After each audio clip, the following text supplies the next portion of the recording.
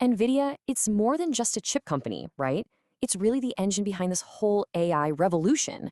But how do you actually put a number on a revolution? Well, that's what we're going to do in this explainer. We're going to use the company's own numbers, the hard data from their SEC filings and investor reports to tell the story of their insane rise. We're going to get into what they've achieved and, more importantly, how they did it. So let's just start with a number that is kind of hard to wrap your head around. $54 billion. That's what Nvidia is guiding for in revenue for a single quarter. To put that in perspective for you, that's more than what giants like Nike or McDonald's make in an entire year. This isn't just growth, it's a fundamental shift. So how on earth did a company that started out making graphics cards for gamers get to be one of the most valuable companies in the world? Well, the answer is right there in the numbers. So here's how we're going to break it all down. First, we'll look at the jaw-dropping headline numbers from their last quarter. Then we'll dive into the AI factory. That's the core engine driving all this. We'll also touch on the other parts of the business, analyze the company's rock-solid financial health, and then we'll look ahead to their next-gen platform, Blackwell, and what that means for the future. All right, let's start with the numbers that were making headlines all over the world. These figures are from Nvidia's latest quarterly report, and honestly, they're just staggering. Let's just break this down for a second. A net income of $26 billion on revenue that nearly tripled year over year, that's practically unheard of. And look at that gross margin, 72%. That's the kind of number you expect to see from a premium software company, not a company that makes hardware. It just screams that Nvidia has incredible pricing power and is running with unbelievable efficiency. And here's what really shows you how strong their position is.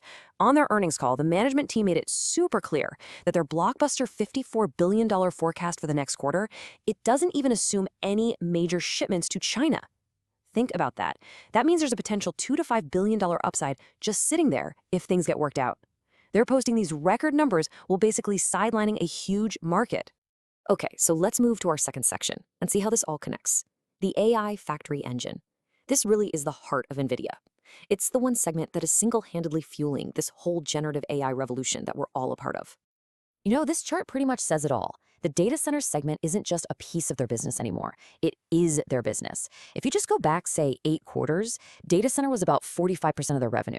Today, it's over 85%. This isn't just growth, folks. It's a total redefinition of the company, and it's all driven by this absolutely insatiable demand for AI computing power.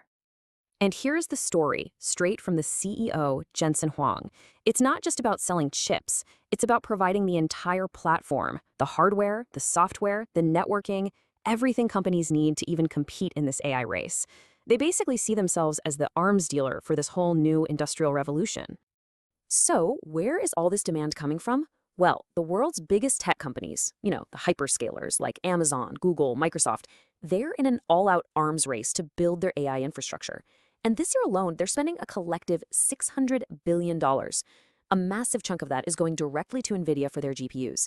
This isn't some bubble. It's a fundamental shift in how our digital world is being built from the ground up. But here's the thing. Nvidia isn't standing still. The Hopper platform, which was the engine for this initial AI boom, is already making way for Blackwell. And Blackwell is a total game changer. It offers up to a 25 times increase in performance for what's called AI inference. That's just using a trained AI model to make predictions. This is the kind of leap that's going to enable the next generation of agentic AI, systems that can reason, plan, and interact with the world in a way that's much, much more sophisticated. Now, while the data center gets all the headlines, it's really important to understand the other pillars of the business. So in section 3, let's take a quick look beyond that AI factory. So yeah, the data center is the star of the show, but NVIDIA's other businesses are also firing on all cylinders. The professional visualization segment that's used in everything from Hollywood special effects to designing buildings, it grew by a really healthy 32%.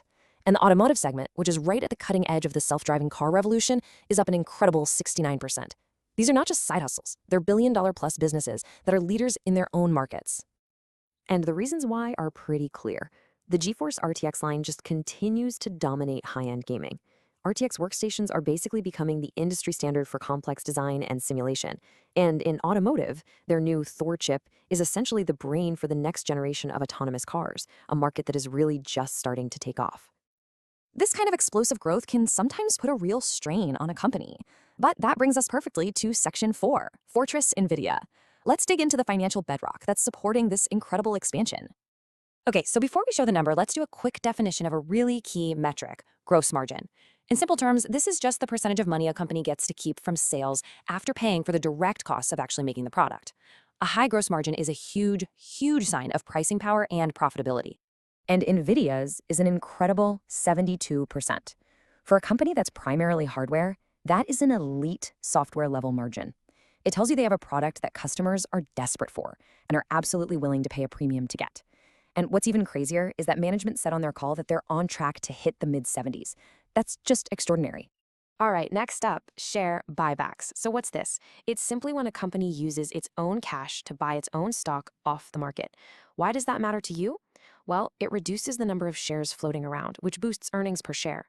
But even more importantly, it's a powerful signal from the people in charge that they believe their own stock is a great investment and that they're super confident about the future. And get this, Nvidia just announced a new share buyback authorization for $60 billion. That is a massive number that just highlights how much cash this company is printing and how confident they are in using it to reward their shareholders. So when you put all these pieces together, the picture is crystal clear. Nvidia is a financial fortress. We're talking over $50 billion in cash, a huge share buyback program, and they generated nearly $28 billion in free cash flow in the last quarter alone. They have all the resources they need to pour money into R&D and stay way ahead of the competition for a long, long time. So that brings us to our final section, the Blackwell future. With a foundation this strong, where does a company like this even go from here? Let's take a look at that next horizon. So what are the growth drivers that can push Nvidia even higher? I mean, it's not just about selling more of the stuff they have today, it's about enabling the next massive shift in computing. And that next wave, which we touched on earlier, is this concept of agentic AI. I want you to think of an AI that doesn't just answer your question, but can act like a researcher or a planner or a robotic assistant. Jensen Huang says this evolution from simple chatbots to these reasoning agents is going to drive an orders of magnitude jump in compute for both training them and using them. So, what is the total size of the market for these AI factories? On their last earnings call, Jensen Huang was asked what he thought data center infrastructure spending would look like. His answer? $3 to $4 trillion by the end of the decade. That is the size of the prize they are running after. We'll end on this really powerful quote from the CEO. This isn't just about a new product cycle for Nvidia. It's about a fundamental rewiring of industry itself. The numbers don't tell the whole story, but when you know how to read them, you see exactly where Nvidia stands today and where its momentum is heading.